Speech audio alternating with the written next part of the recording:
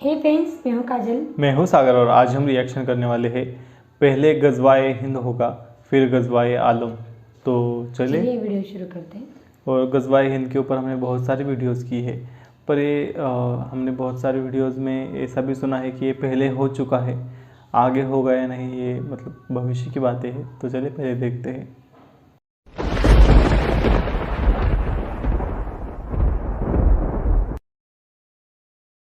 देश उनका एक ही सपना है कि पहले गजवाए हिंद हो और उसके बाद गजवाए आलम हो। आज देखिए इस्लाम की रणनीतियां बदलती रही हैं। एक समय गजवाए हिंद उनका बहुत बड़ा सपना था, लेकिन लक्ष्य नहीं था। आज उनका लक्ष्य है 57 देशों में, दुनिया के जिस भी कोने में मुसलमान रह रहा है, 200 करोड़ मुसलमान, आज वे हर मुसलमान कुछ ना कुछ जकात का धन गजवाए हिंद के लिए दे रहा है। पूरा पाकिस्तान का सपना नहीं है ये मुसलमानों का सपना है, इस्लाम का सपना है। सारी इस्लामिक ताकतें इसके लिए लगी हुई हैं और वो कुछ ना कुछ करके कुछ ना कुछ पैसा जो है इसके लिए खर्च कर रहे हैं। जिनके पास पैसा है वो धन दे रहे हैं, जिनके पास तन है वो तन दे रहे हैं। हर तरह से वो गजवाए हिंद पर लगे हुए हैं। जी हाँ दोस्तों, आपने नरसिंगा नंद सरवासी का क्लिप तो देख लिया। अब मैं आपको डॉक्टर जाकिर नाइक साहब का क्लिप दिखाने जा रहा हूँ, जिसमें उन्होंने जिहाद को बड़े अच्छे तरीके से एक्सप्लेन किया है। मेरा सवाल एक है, ये अपना हिंदुस्तान में जो है, पहले हिंदुज्म आया, बाद में बुद्धिज्म आया, बाद में जैनिज्म आया और लास्ट में जाके सिखिज्म आया। ये सब में कभी भी ऐसा झगड़ा लफड़ा बिपड़ा कुछ भी नहीं हुआ। इधर से जितना भी आया, जैसा जूइश है, बाद में क्रिश्चियंस है, बाद में इस्लाम है, ये तीनों में 1400 साल होने के बाद भी अभी तक क्यों लड़ाई झगड़े हैं? पहला सवाल ये है। दूसरा सवाल, आप जो टेररिस्ट का को जो भी कुछ डिफिनेशन दिए वो तो ठीक है, जान दे दो, मगर टेररिस्ट लोग इस्लाम को बदनाम करते। कुछ भी हो, आप उसके अगेंस्ट ये जो काम कर रहे हैं ये बहुत अच्छा है। दूसरी बात, ये अभी जो इराक में वो अच्छा काम नहीं किए। कोई भी हो, मुसलमान हो, हिंदू हो, रिलीजियस प्लेसेस को ऐसा नहीं करना चाहिए। जरा बराबर से सवाल। भाई साहब ने 2 सवाल पूछा है। पहला सवाल पूछा है कि हिंदुस्तान में पहले हिंदू धर्म आया, हिंदुइज्म आया, फिर बुद्धिज्म आया, फिर जैनिज्म आया, फिर सिखिज्म आया। लफड़ा झगड़ा नहीं हुआ, लेकिन ये जुडाइज्म, क्रिश्चियनिटी, इस्लाम में हमेशा झगड़ा है। क्यों? आप शायद अपने मजहब के बारे में नहीं जानते। आपने महाभारत पढ़ी? महाभारत पढ़ी आपने? पूरी महाभारत में झगड़ा ही झगड़ा है।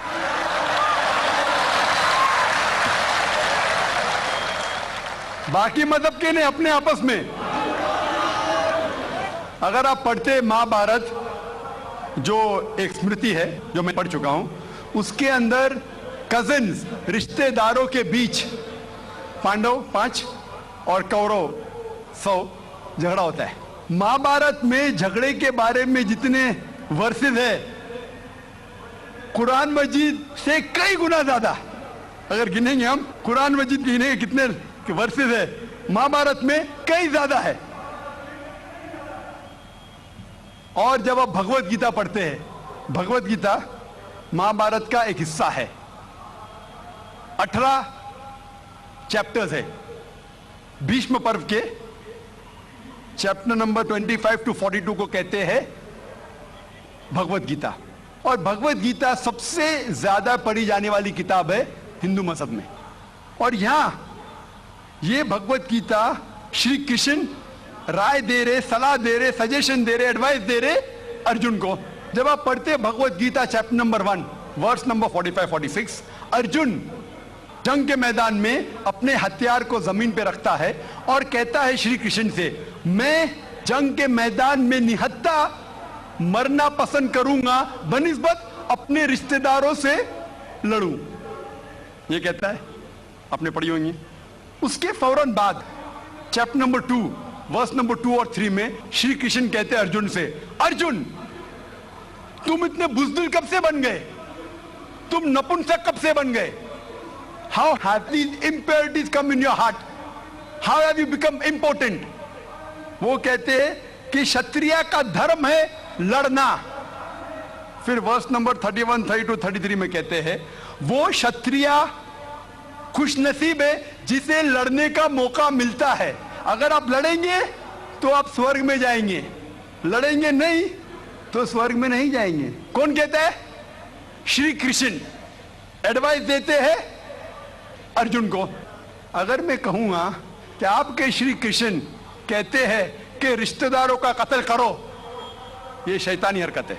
अगर मैं कहूंगा कि आपके हिंदू मजहब की किताब में सिखाया जाता है कि रिश्तेदारों का कत्ल करो, ये शैतानी हरकत है। वो हिंदू मुझसे कहता है लेकिन ये जंग है हक और बातिल के दरमियान। मैं बोला कुरान मजीद में भी वही लिखा है, हक और बातिल के दरमियान। मैं जानता हूं हिंदू मजहब में ये नहीं लिखा है कि रिश्तेदार कत्ल करो, लेकिन हक के लिए लड़ना भी पड़े, नो प्रॉब्लम। चाहे वो आपके रिश्तेदार हो, चाहे वो आपके वालिदैन हो, नो प्रॉब्लम। तो ये श्री कृष्ण कहते अर्जुन से। और जो क्रिटिक्स ऑफ इस्लाम उछालते मोहम्मद सल्लल्लाहु अलैहि वसल्लम की हदीस को, सही बुखारी की जिल्द नंबर 4 हदीस नंबर 46 किताब जिहाद में अल्लाह के रसूल कहते कि जो भी मुजाहिद जिहाद के लिए जाता है, अगर उसका कत्ल होता है तो वो जन्नत पे जाता है, अगर वो जिंदा वापस लौटता है तो उसे इस दुनिया का माल मिलता है। अक्सर क्रिटिक्स इंक्लूडिंग अरुण शूरी इस हदीस को उछालकर कहते कैसा मजहब है, लड़ने को कहता है, मर जाते लड़ाई में तो जन्नत मिलती है, वरना इस दुनिया की दौलत। अगर आप भगवत गीता पढ़ेंगे चैप्टर नंबर 2 वर्स नंबर 37 उसमें श्री कृष्ण कहते हैं अर्जुन से, अर्जुन उठो और लड़ो। अगर आप मर जाएंगे, कत्ल हो जाएगा, आप जाएंगे स्वर्ग में। अगर जिंदा वापस लौटेंगे तो दुनिया की दौलत मिलेंगी। हू बहू जो सही बुखारी में मोहम्मद सल्लल्लाहु अलैहि वसल्लम ने कहा, वही कहते श्री कृष्ण अर्जुन से। मुझे लगता है कि अरुण शूरी ने भगवत गीता पढ़ी नहीं। अगर पढ़ी होती तो इस्लाम के खिलाफ नहीं लिखते। तो आपको सही जानने के लिए दोनों किताबों का मुताला करना पड़ेगा। आप कह रहे हिंदुइज्म आया, बुद्धिज्म आया, अशोका क्या किया? लाखों लोगों को मारा। आप बोलते कत्ल हुआ ही नहीं, आप शायद भूल गए, आपने हिंदुस्तान की तारीख पढ़ी ही नहीं। तो हिंदुस्तान की तारीख आप पढ़ेंगे, यहां भी कई लाखों लोगों का कत्ल हुआ है। ना ही सिर्फ महाभारत के अंदर लिखा है, आप देखेंगे अशोका फिर वो दुनिया को त्याग करता है और फिर वो संत साधु बन जाता है, लेकिन पहले तो कत्ल किया किसने? तो आप देखेंगे हिस्ट्री में यहां भी कत्ल हुआ, जुडाइज्म में भी है, क्रिश्चियनिटी में भी है, इस्लाम में भी है। जहां भी आप देखते कुछ जगह जो झगड़ा हुआ, लड़ाई हुई, वो हक और बातिल के दरमियान, सही है। और कई जगह आप देखेंगे मासूम लोगों का कत्ल किया गया। आप जानते हैं in the history of the world, in the name of religion, मजहब के नाम पे जो सबसे ज्यादा कत्ल किए वो क्रूसेडर्स ने, ईसाईयत के नाम पे लाखों लोगों को कत्ल किया, ईसाईयत के नाम पे। अगर आप देखेंगे एक शख्स जिसने सबसे ज्यादा कत्ल किया दुनिया में, कौन है? सबसे ज्यादा कत्ल किसने किया दुनिया में? हिटलर। हिटलर जूस का कत्ल किया, 6 मिलियन, कितने? 60 लाख लोगों का कत्ल किया। मैं ये नहीं कह सकता हूं कि ईसाईयत गलत है। अगर हिटलर ने 60 लाख यहूदी का कत्ल किया, मैं ये नहीं कह सकता हूं कि ईसाईयत और बाइबल ये सिखलाती है।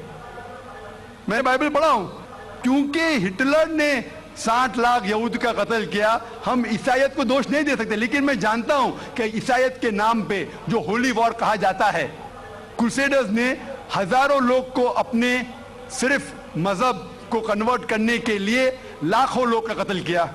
तो आप देखेंगे कई तारीख है, हिंदुस्तान में है, हिंदुस्तान के बाहर भी है, हिंदुइज्म में भी है, बुद्धिज्म में भी है, आप देखेंगे क्रिश्चियनिटी में भी है, इस्लाम में भी है। लेकिन जब टकराव होता है हक और बातिल का, तो हक के लिए बातिल के खिलाफ हमें लड़ना जरूरी है। तो ये आपकी गलतफहमी है। आपका दूसरा सवाल, क्या टेररिस्ट लोग ने, कुछ टेररिस्ट लोग ने इस्लाम को बदनाम किया है और आपने कहा कि हम अच्छा काम कर रहे हैं, हक को फैला रहे, अमन को फैला रहे। आप कहते हैं, कुछ हद तक सही कहते, जैसे मैंने कहा कि जो मीडिया जिसे टेररिस्ट कहती है, वो टेररिस्ट कौन से टेररिस्ट है वो हमें जानना जरूरी है। कौन से टाइप के टेररिस्ट है? कि वो जो लोग जो गलत काम कर रहे हैं उनके दिल में दहशत पैदा करे तो सही किस्म के टेररिस्ट है। जैसे भगत सिंह टेररिस्ट था लेकिन अच्छा था, उस तरीके से अगर कोई मुसलमान गलत लोगों के साथ लड़ रहे हैं हक के लिए तो सही है। लेकिन मैं ये भी जानता हूं कि there are black sheep in a community, कुछ मुसलमान सिर्फ नाम के लिए, और अक्सर लोग समझते ना ही गैर मुस्लिम मुसलमान भी समझते हैं वो जिहाद क्या समझते हैं, अगर कोई भी मुस्लिम किसी वजह से लड़ रहा है, चाहे वो जाती फायदे के लिए हो, चाहे वो नाम के लिए हो, चाहे पैसा के लिए हो, चाहे जमीन के लिए, उसे कहते हैं जिहाद। ये गलत फहमी है। जिहाद की मानी ये नहीं कि कोई भी मुसलमान कोई भी जो जंग करता है, चाहे जाती फायदे के लिए हो, चाहे नाम के लिए हो, पैसे के लिए हो, जमीन के लिए हो, उसे जिहाद नहीं कहते। जिहाद आता है लफ्ज जहादा से, means to strive, to struggle. जिहाद इस्लामिक टर्मिनोलॉजी में to fight against one's own evil inclination, हमारी खुद की गलत नफ्स से झगड़ना, जिहाद करना, उसे कहते हैं जिहाद। माशरे को सुधारना को कहा गया जिहाद।